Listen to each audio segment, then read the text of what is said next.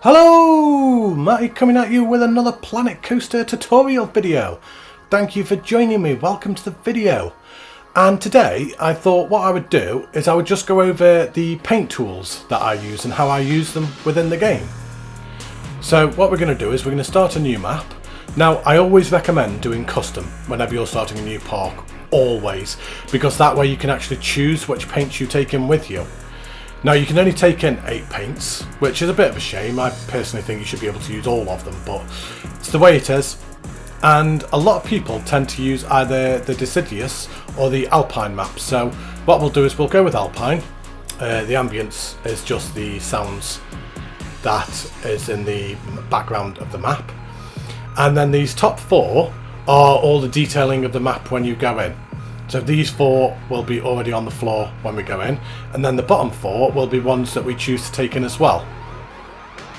So personally what I like to do is, if I've got something that is going to be grass, I like to try and take in 1 grass, 1 dry grass, leaves, 2 rocks, 2 tarmacs, and then you've got another one of your choosing.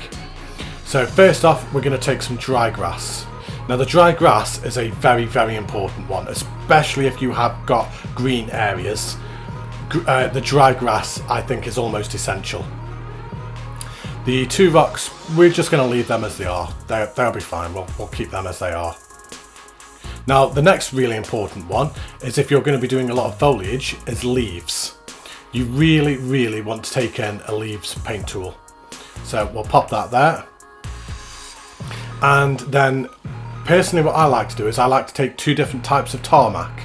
Now if you want to do a custom car park, tarmac is essential. If you don't take tarmac painting, you won't be able to do a car park, or it'll be very difficult and use a big piece count. So we're going to take in that tarmac, and let's take that tarmac. And then that leaves us one last final one of our choosing. We can take anything we want in with that. So let's have a quick look through. Do I take another rock? No. I think what I might take in instead is... Do I take in another? No, I've already got dry grass. We'll take that one. So there we go. We've got our 8 paints to take into a park with us. So let's go and jump into the park and let me show you what it is that I do with these paints when we're in there. So first off, we need to get all this the same colour, because as you can see, like, kind of it's all patchy all over the place. So let's just quickly use that green, take it up to the maximum size, and let's just make this all one colour.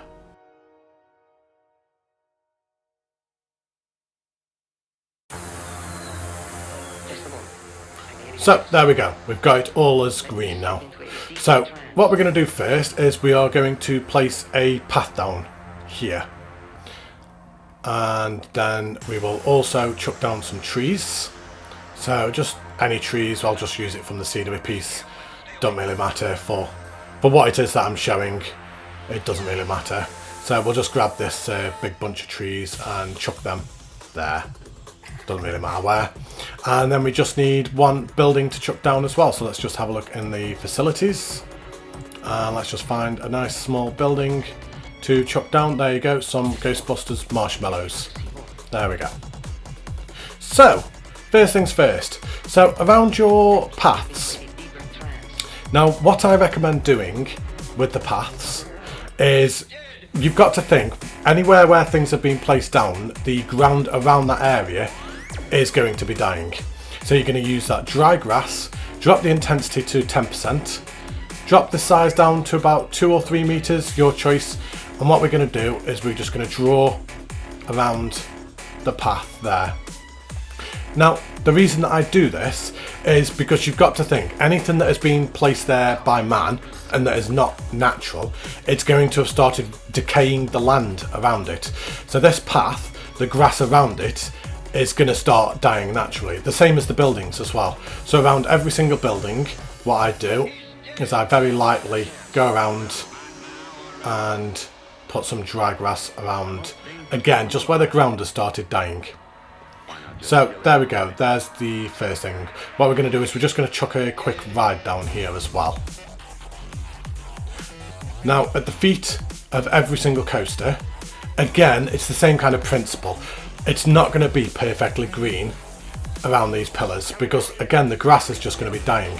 So what I like to do is around the base of every single one is just go around and just put some dry grass where that ground is decaying and dying, and it will really kind of like make your park start standing out. So if you just have a quick look at that, again it looks more natural already, more authentic, and it's a quick thing that you can do to just make your parks look a lot more realistic, because if you actually look there in comparison, it's just very green and it doesn't look realistic.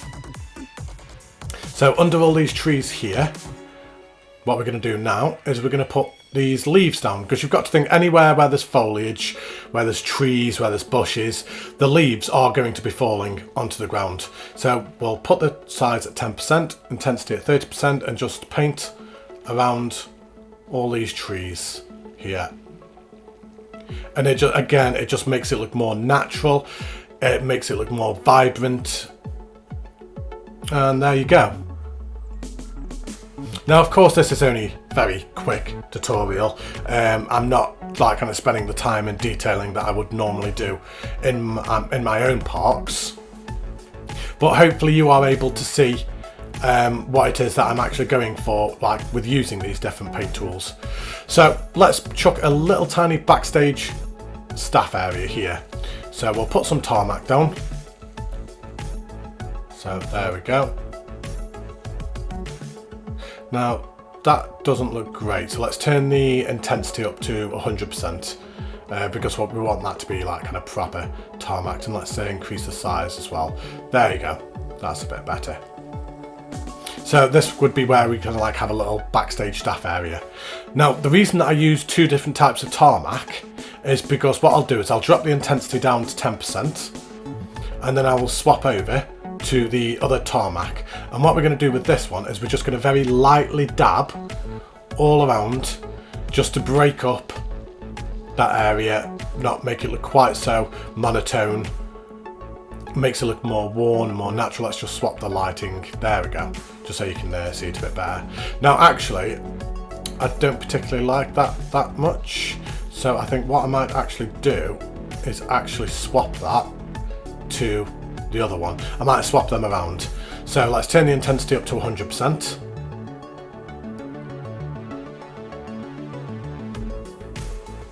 There you go, and we'll paint the entire thing with that tarmac, and then we'll use the other one for detailing instead. So again, we'll drop that back down to 10%. We'll reduce the brush size down to 3%, and what we're going to do is we're just going to lightly dab around the area, make it look a little bit more worn in places. With these backstage areas as well, you would have vehicles coming into them as well, so you can actually kind of like draw maybe with like say 2%, like kind of where the lorries would be coming in and things like that. So there we go, we've got a very small basic backstage staff area. Now what I personally like to do is, if we go into bushes and then you use the green leafy bush, if you actually drop that just below the ground level, it gives a really good sense of weeds in these backstage areas, because you've got to imagine that they are not going to have the same level of upkeep as like the main park, so the backstage staff areas will be like kind of a little bit more overgrown and things like that. And what we're going to do now is just very quickly just do a hill. So let's put that to 120%. Let's just very quickly put a hill here. This is a very quick example. Again, normally I would take a lot more time in detailing all of this and making it exactly how I wanted, but let's paint the entire thing with rock. So we're going to turn that intensity up to 100%, and let's just go over the entire thing 100%. There we go. So it looks awful at the moment, it looks absolutely terrible. So we'll swap to the other rock and we'll drop that intensity down, let's say 10%. And then what we're going to do is same again, just lightly go around and dab it just to break it up a little bit. And then what we'll do then is swap to the grass. So same again, just go around lightly dabbing it. I'm just going to turn that intensity up ever so slightly and just dab around there. Now this is a terrible example, but what I'll do is I'll actually go into Eden Gardens and show some better examples of this at the end of the video. And then what we're going to do very quickly is we are just going to make a very small quick pond here. So this is going to be the most basic pond in the world. So it looks terrible, it looks really out of place. So what we're going to do is drop that size down to about 10%. And then what we'll do is we'll go around the pond, so let's go about 40%, and then just go all the way around the outside. Now I do have another tutorial on water features, which I'll go into more detail of this, of how to make your water features look a lot more vibrant and alive. But straight away that just looks a little bit better, it looks a little bit more naturally integrated into the park. Not the greatest of examples, but if you do want to see how to do really good water features, then please check out my other water features tutorial video, which I'll go into more detail of how I do them. But let's jump over to Eden Gardens and let me show you some of these paint tools in effect. So here we are back again at Eden Gardens, my first park that I ever did, and I went a little bit crazy with the paint tools here. I had a lot of fun with them, I'm not gonna lie. So all down here we've got all the leaves all underneath all them trees there, and then if we pan over here, now all this down here is paint tools. So this road is all paint tools with the dry grass just at the side, and then this field was all done with paint tools. So that was dry grass and leaves, just done in lines to make it look like a field. And then coming down here, I'd used very faded rock down the road to make it look like tractors and lorries kind of like come up and down here as well. And then we had this horse pasture field, again just kind of like went around with a paint tool like where the horses would have been. And if we come around here to the backstage staff area, so this was using the tarmac, and here I actually used a rock.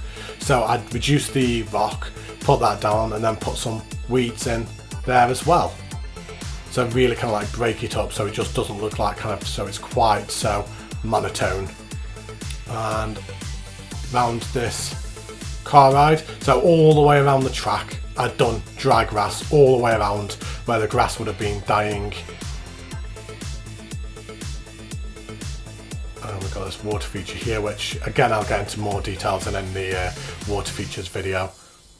Let's just jump over here. So over here we have another water feature, again just with a paint tool, just going around, just kind of like breaking it up, making it look like kind of it integrates more naturally into the surrounding areas. I really did use a lot of paint tool in this park. Paint tool does seem to be something that I keep going back to like kind of all the time. And then if we have a look over here at this children's play area, so this was leaves and dry grass once again. So you've got to think where the children would be running around and playing, so on the tyres there. You've got the seesaw, so anywhere where the children like kind of would be like kind of specifically jumping up and down or running about. What I've done is like kind of I've put the dry grass there to kind of like break it up, so at the bottom of the slide.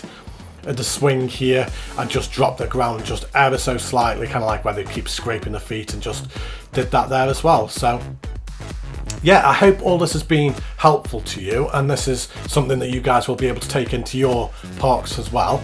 I don't profess to be an expert, but I am happy to share the knowledge what I do have with everybody. But thank you ever so much for watching. Don't forget to leave a like and subscribe, and I will be back soon for more Planet Coaster content. Take care, goodbye.